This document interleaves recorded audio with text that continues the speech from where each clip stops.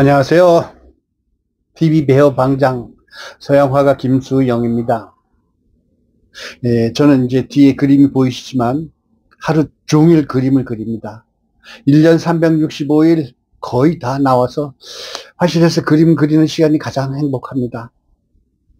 그림을 그리면서 조용한 올드팝이나 아니면 트로트를 들으면서 이런저런 생각을 하면서 칼라링을 하면서 붓을 들고 있는 시간이 가장 행복한 시간이죠. 환쟁이, 불쌍한 그림쟁이. 누구는 지나가면서 아주 행복해 보인다고 들어와가지고 그림에 대한 칭찬을 자주 해주시고 또 그림도 구입해가면서 화가의 아름다움 그런 것을 이야기할 때 저는 행복하긴 해요. 그런데 어느 날 그림 그리면서 음악을 듣고 있는데 우체부 아저씨가 편지를 하나 갖다 주는데 보니까 이혼 소장이에요. 아내가 집을 나간 지 한 일주일 만에 이혼 소장이 날라온 거예요.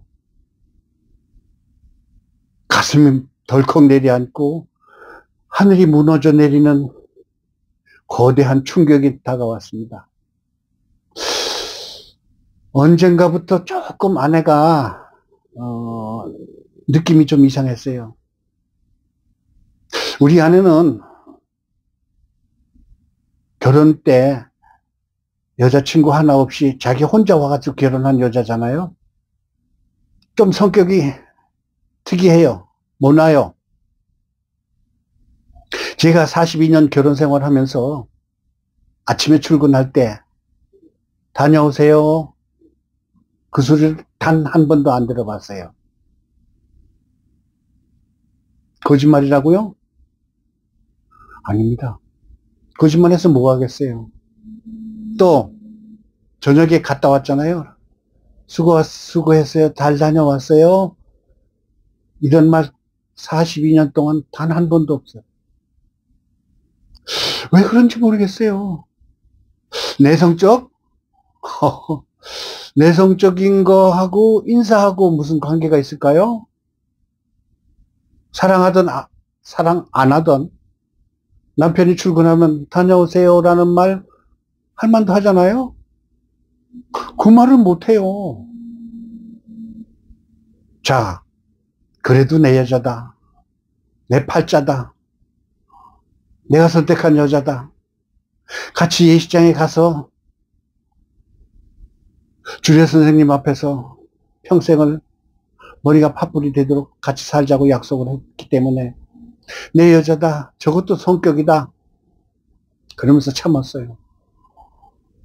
저는요, 유튜브 이 라이브 방송을 하는 거 보셨겠지만, 어떤 그 대인 관계에 있어서 이렇게 굉장히 잘하는 편이에요. 지금도 그 배우협회 회원이 인터넷까지 합치면 한 4, 5천 명 되는데, 거기서 회장을 25년이나 했잖아요. 그만큼, 글쎄, 대인 관계가 나쁜 편이 아니잖아요.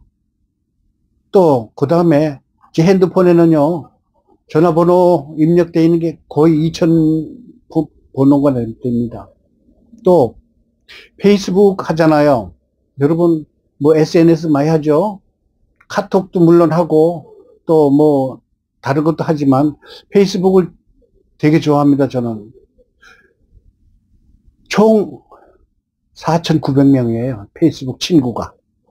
전 세계 화가들과 같이 이렇게 통화도 하고, 또 그 사람 그림을 내가 보고 참고도 하고 이러려고, 또 전 세계 화가들이랑 대화를 하는 반면에, 국내외 모든 사람들과 대화도 하고, 통신도 하고, 또 문자도 주고받고, 즐거운 이렇게 시간을 가져요.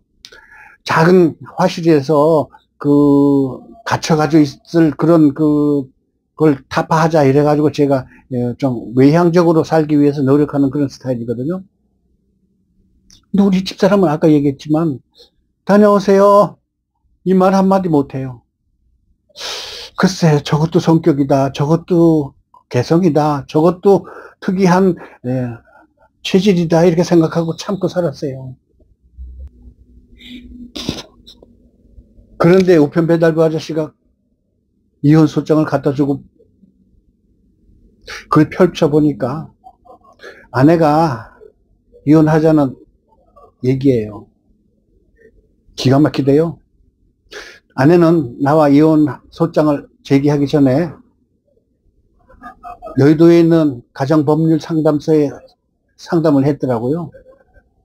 난 그것도 모르고 아내가 이혼 소장을 왔습니다 하고 나도 상담하러 갔더니 그 상담 선생님이 얼마 전에 제 아내가 왔었습니다. 같은 사람의 한쪽 편만 들지 두 쪽을 다 편들 수는 없습니다. 그러면서 거절하더라고요. 내 상담을. 그래서 이제 인터넷을 뒤져봐가지고 소장이 날아오면 어떻게 된다는 거, 2주일인가 3주일 안인가 답을 해야 된다고 그 답변서를 서울 가정법원에 보내달라고 거기에 써 있더라고요.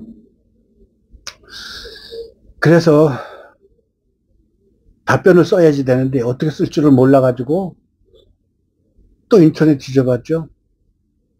근데 이제 아내가 소장에 이혼하겠다는 이유는 어떻게 있는가 하면은 내가 가정폭력을 했다는 거예요. 물론 폭력이라고 단 한 번도 안 했다 소리는 안 합니다. 두드려 패지는 않았어요. 그러나 언어 폭력은 했어요. 왜? 아까 얘기했지만 성격이 안 맞아가지고 나도 이제 가끔가다 우월하 톡이 터지고 확 내질릴 때가 있다잖아요. 그러면은 죽여버린다 이런 소리까지 나오죠. 남자들은. 또 그것뿐이겠어요. 뭐 심한 말도 막 있는 말 없는 말 다 쏟아내겠죠.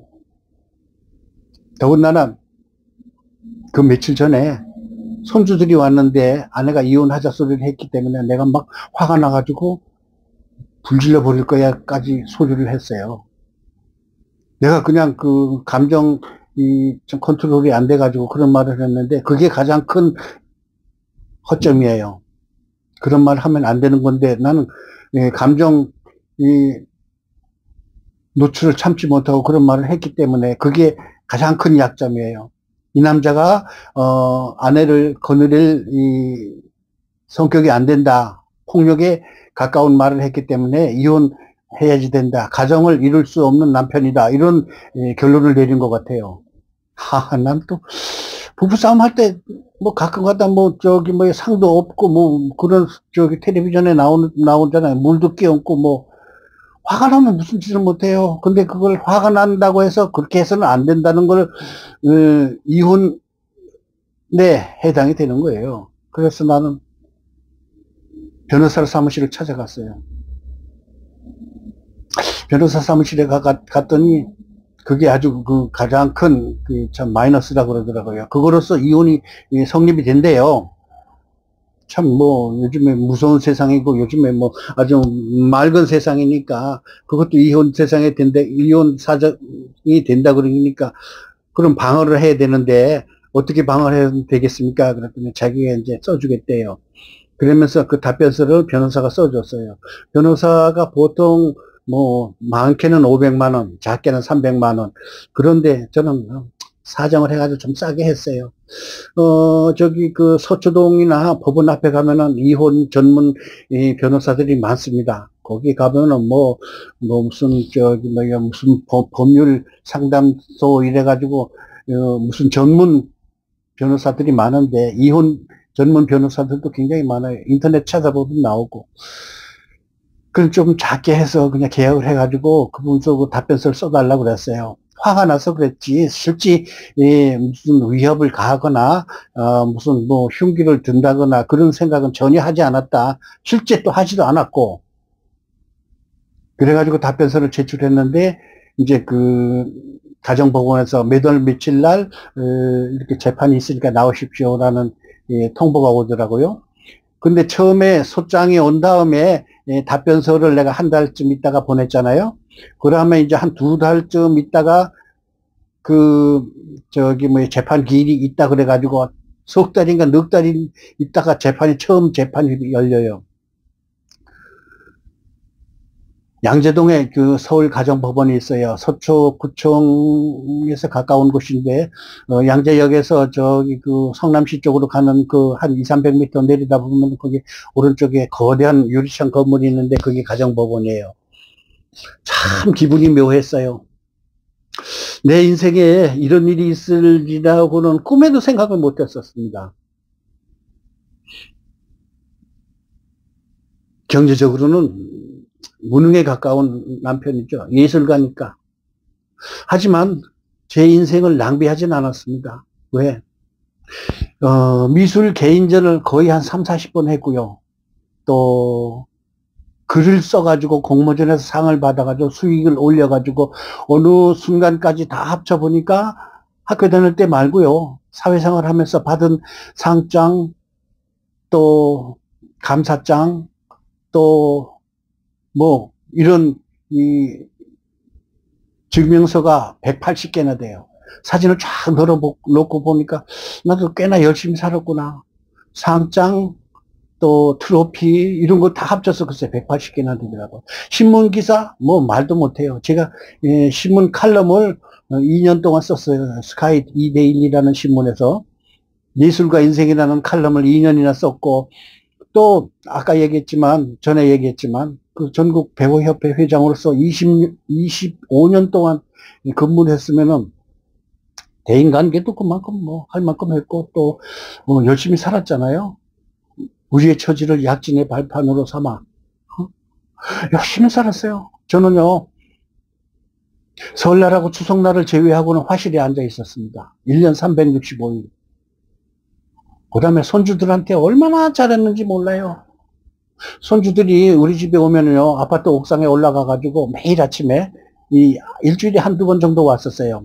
둘이 있는데 손녀하고 손주하고 둘이 있었는데 걔들이 유치원 다닐 때 어릴 때부터 심지어 태어날 때부터 내가 이렇게 안아주고 너들 가서 극장 갔다 와라 이래가면서 우리 그 아들 내외를 몇 시간 동안 내가 애들 봐주면서 갔다 오라 그러고 그런 만큼 내가 손주들한테 잘했고 또 앞에서 얘기했듯이 아내에게 맛있는 내가 외부인들과 만나면 이 미팅을 하거나 아니면은 모임을 가졌을 때 먹은 게 맛있는 게 먹으면 아내가 또 생각이 나서 그걸 음식을 사다가 집에 들고 가고 또 반찬도 사고 뭐 경동시장에서 이것저것 사가지고 보약도 사서 먹이고 노력했는데 아까 얘기한 죽여버린다 내지는 심한 욕설 그게 이혼 사유가 된대요. 기가 막히더라고요. 재판을 받으러 갔습니다. 서울 가정법원에 가니까 몇 호실 정해줬잖아요. 근데 그 밖에서 대기하고 있는 사람들을 보니까 한 60, 70%가 나이든 황혼 이혼이에요. 이혼 사건이겠죠. 뭐 결론이 난 건 아니겠고 모두가 다 표정이 굳어 있고 웃는 얼굴 아무도 없어요. 거기 이렇게 그 안내문을 보니까 대개가 나이가 60, 50, 70, 60, 40 뭐 이렇게 되고요. 20 몇 된 사람 나이도 있긴 있더라고요. 그거 뭐 다 저 나름대로의 그 가정에 수많은 사정과 또 아픈 상처가 있기 때문에 법원에 나왔겠지만 네, 남자가 신청한 사람도 많고 여자가 신청한 사람이 더 많은 것 같아요. 내가 보기에는. 여자가 한 65%, 70% 된다면 남자는 30%. 그 이혼 소장을 제기한 사람을 이혼 법정에 나가면서 뭐 그런 것까지 따지고 앉았냐 그러는데 내가 참 오지랖이 넓고 참 생각이 많은 사람이라서 그런 것도 눈여겨봤습니다. 자, 이제 재판정에 들어갔어요. 우리 변호사 여자분이었거든요. 한 50대 초반 되는 여자예요. 아주 연약한 여자인데 이 계통에 오래 있어서 그런가 이렇게 말씀해 주세요. 또 그 답변서 제출할 때 이렇게 쓰겠습니다. 이렇게 해야지 유리합니다. 나는 이혼을 안 하겠다 그러고 우리 아내는 이혼을 하겠다는 그런 주장으로 이제 이혼 재판을 하는 거죠. 아내는 나한테 심한 폭력을 당했다, 심한 욕설을 당했다, 심한 모욕을 당했다, 또 경제적으로 어렵다. 이게 원인이에요. 나는 살다 그럴 수도 있었다. 그러나 내가 손으로 때리거나 아니면 다른 뭐 어떤 그 흉기를 들거나 그런 적은 단 한 번도 없었다. 40년 동안 살면서. 그러나 화가 나면은 내지르는 거는 나도 못 참고 가끔 했다. 그렇지만 그게 이혼 사유라면 대한민국의 모든 부부가 붙어 살 이유가 아무도 없을 거다. 뭐 아침에서부터 저녁 때까지 꿀맛으로다가 공주처럼 모시고 살 남자가 몇 사람이나 있겠느냐. 나는 그렇게는 못 산다. 나도 남자답게 살고 또 열심히 살았지만 그렇게 그 소장에 있는 것만큼 그렇게 그 폭행을 저지르진 않았다. 간단하게 얘기했어요. 그 판사가 한 50대 되는 남자 판사더라고요. 자, 이렇게 오래 사셨는데 어떻게 소장을 제시하셨습니까? 그러니까 아내가 얘기하기를 남편이 심하다 이거죠. 한마디로 말해서. 그리고 돈도 안 갖다 준다. 또 아주 그냥 거짓말을 하더라고요. 배우 모임 하면서 여자들과 만나서 여자 가수들이랑 만나는 것 같다. 증거도 없이. 그래 알았습니다 하고 또 이제 나한테 묻더라고요. 그래서 열심히 살고 최선을 다해 가정을 행복을 위해서 노력했습니다. 그러나 거기에 있는 것처럼 그런 짓은 안 했습니다. 결코 하늘의 맹세합니다. 살다 남자가 화날 경우에 소리를 지르고 윽박 지르고 박수를 이렇게 치면 한쪽 손으로 박수가 쳐집니까? 소리가 날 때는 두 손이 합쳐서 소리가 나고 부부싸움 할 때는 둘이 부딪혀서 그런 소리가 나는데 어떻게 일방적으로 얘기만 듣고 성립되겠습니까? 결코 저는 결혼을 파기하고 싶지 않습니다. 이혼하고 싶지 않습니다. 판사님 봐주십시오. 알겠습니다. 하고 재판이 끝났어요. 아내는 나한테 눈짓 하나 안 주고 그 변호사랑 가더라고요. 내가 잠깐 커피 한잔 하자 그러니까 말도 안 하고 가요.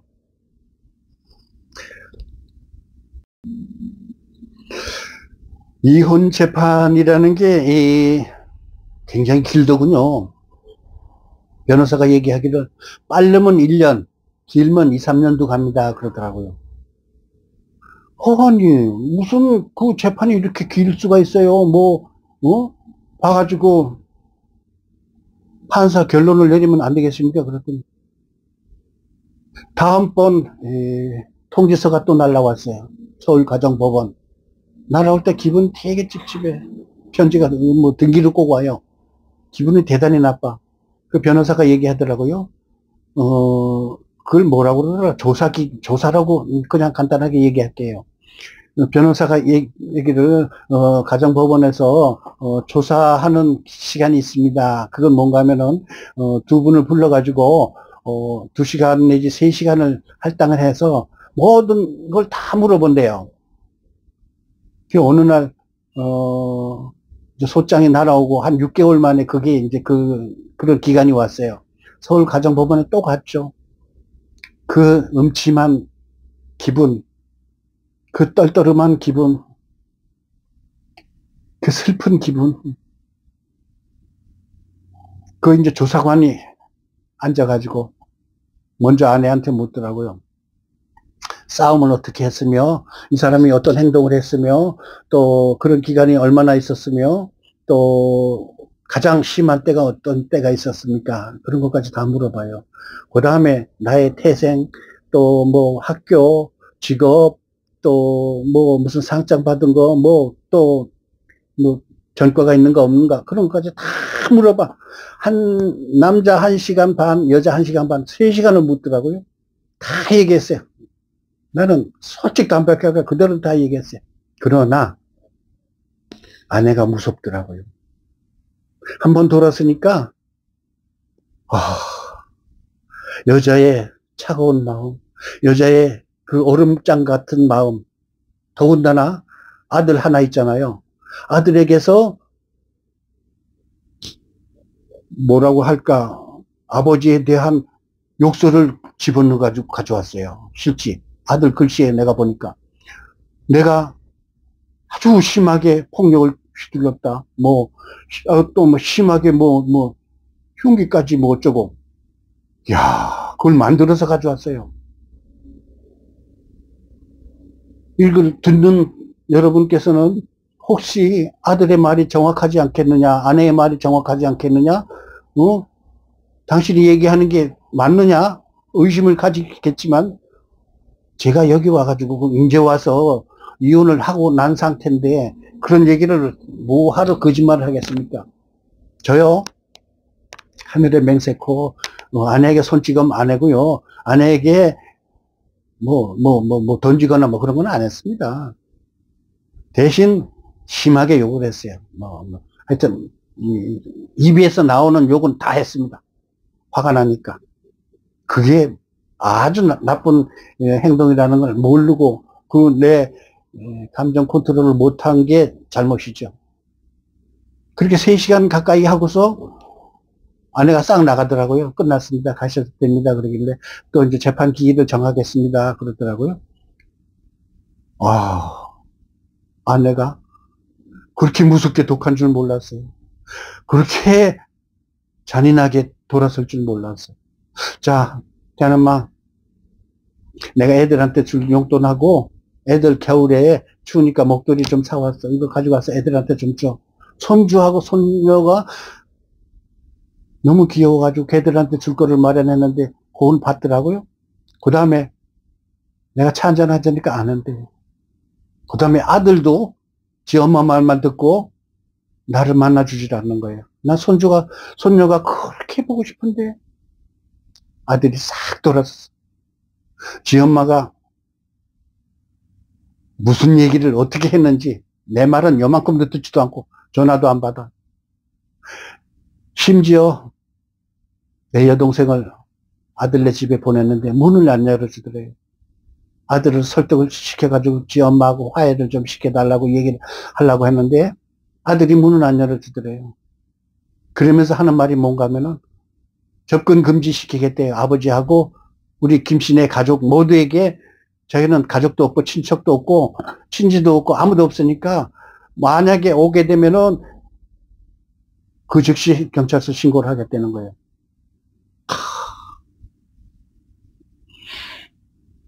내가 어릴 때부터 아들한테 학교에서 묻잖아요.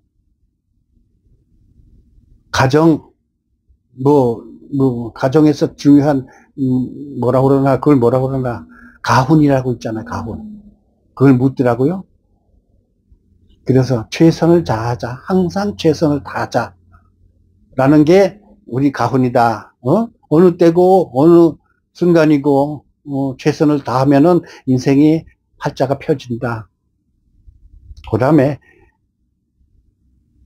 어느 경우에든 수평적 사고방식을 가지라. 이렇게 얘기를 했어요.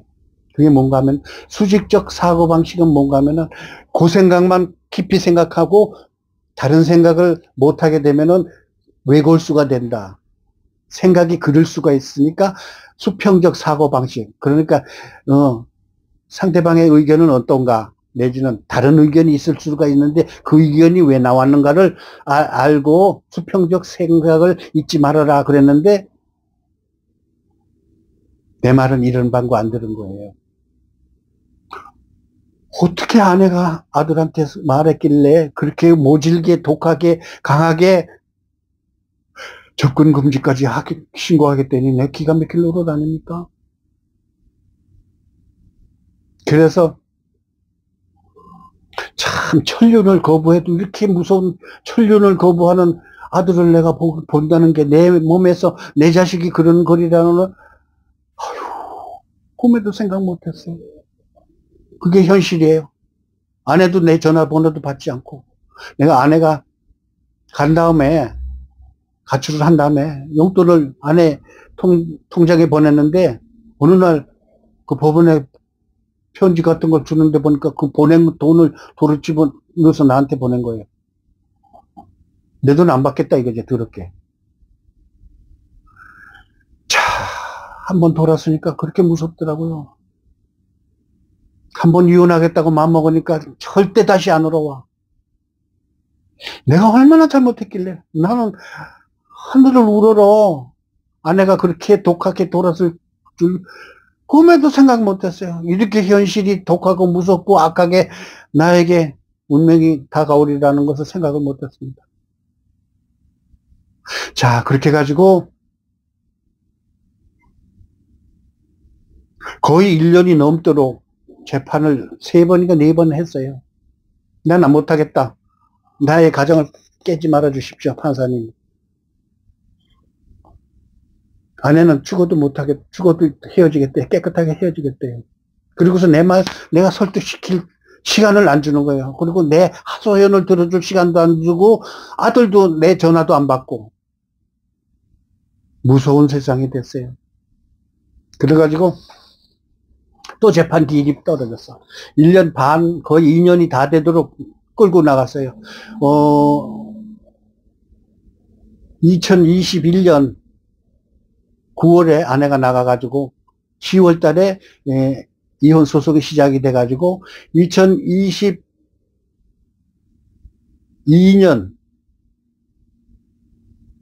9월 12일 날 마지막 재판이 벌어졌어요.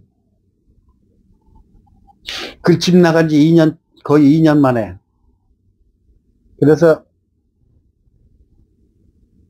내가 재판 마지막 하던 날 속이 상해가지고 내가 술을 못 먹어요. 술만 먹으면 얼굴이 빨개지고 막 그냥 두드리기가 나와요. 슈퍼에서 막걸리를 하나 사가지고 그걸 먹고 혼자 펑펑 울었어요.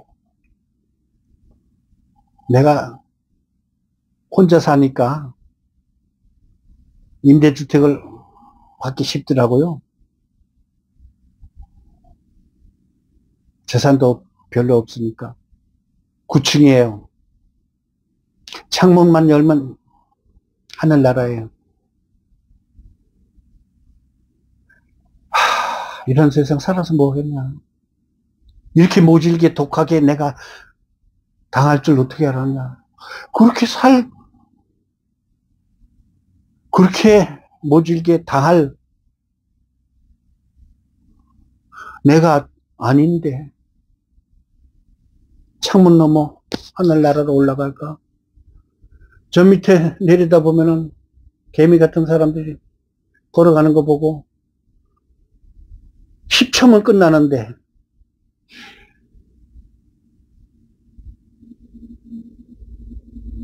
단 10초면 저 세상으로 가는데 하는 생각이 문득문득 나요.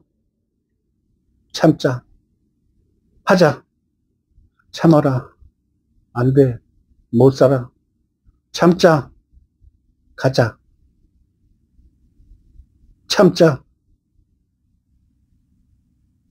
손주하고 손녀 먼 훗날 10년이고 15년이고 그 후에 만나서 이 할아버지의 이 아픈 마음, 이 슬픈 마음을 전해야지. 니들이 있을 때 할머니하고 싸운 내가 잘못이다. 그러나 그 순간 성인 군자가 아니고 예수님 석가모니가 아니면은 참을 수가 없을 만큼 나는 흥분이 됐었어. 어쩔 수 없이 그렇게밖에 못 살았는데 너희들한테 그 트라우마를 줘서 미안하다. 5년이고 10년이고 내가 77살인데 5년 살겠어요? 10년 살겠어요?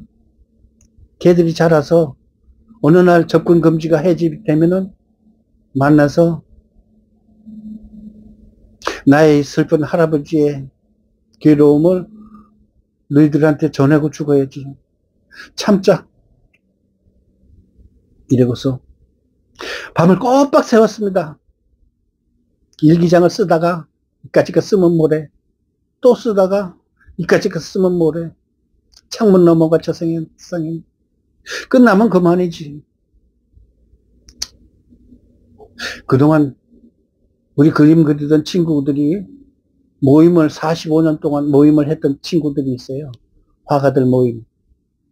14명이 모였는데 처음에 지금 8명밖에 안 남았어요. 해마다 한두 명씩 가요. 저기 대자리 거기서 가루가 됐고 저 강남 양재동 있는데 그 부근에 가서 또 가루가 돼서 하늘나라로 간 친구들이 많아요. 이 나이 되니까 여기저기서 새벽에 문자가 옵니다. 누구누구 하늘나라 갔습니다. 어느 순간 내 이름도 거기에 적히겠죠. 누구. 그래서 양재동 가정법원에 그 음침한 유리건물, 그 슬픈 유리건물, 그 지독한 유리건물 마지막으로 가서 내 변호사랑 상담을 하면서 저 재판 끝내겠습니다. 아내의 이혼을 허락하겠습니다. 오늘로써 재판 그만 받겠습니다. 했더니 판사가 그렇습니까? 알겠습니다. 일주일 내에 법원 기록을 등기로 보낼 테니까 받으시고 구청에 신고하시면 됩니다. 그러더라고요. 그래서 재판이 10분도 안 걸려서 끝났어요. 나왔습니다. 내 변호사가 아내에게 달려가서 저 아저씨가 저토록 손주들을 만나고 싶어 하는데 제발 좀 만나게 해주세요. 사정을 했더니 아들이 말을 안 듣습니다. 그런데 내가 아내를 붙잡고 있으니까 눈물이 막 퍽퍽 쏟아지는 거예요. 세상에서 가장 슬픈 날이었습니다. 가장 가슴 아픈 날이었고요. 내 인생에 이렇게 시베리아 벌판같이 차가운 날이 다가올 줄 누가 알았겠습니까? 내가 그렇게 악하게 살지도 않고, 그렇게 독하게 살지 않고, 그렇게 모질게 하지도 않았는데, 왜 이렇게 이런 날이 다가오는가? 내가 막 울었어요. 아내도 울더라고요. 미안하다. 나 한마디밖에 안 했어요. 어쨌든 저도 나 같은 남자 만나가지고 고생했고, 나도 못나나 잘나나 내 팔자라고 끌어안고 살았어야 되는데 다정하게 못해준 나도 미안하고 너무 가슴 아파. 아내가 먼저 후닥닥 하더라고요. 나 안 만나고 피하려고. 그래서 내가 너무 눈물이 나가지고 한참 오다가 벤치에 앉아가지고 고개를 막 숙이고서 거의 한 20, 30분 울었어요. 울면 뭐해. 끝났는데. 아휴. 하늘이 무너지는 거예요, 하늘이. 이 슬픔, 이 고통. 정말 이게 너무 부끄러운 얘기인데, 이런 거를 이렇게 내지르지 않으면은 내 혼자 병이 될 것 같아가지고, 구청 바깥을 수십 번 내려보면서 참자. 하자, 참자. 그냥 가버리자. 참자. 뭐를 위해서 참냐.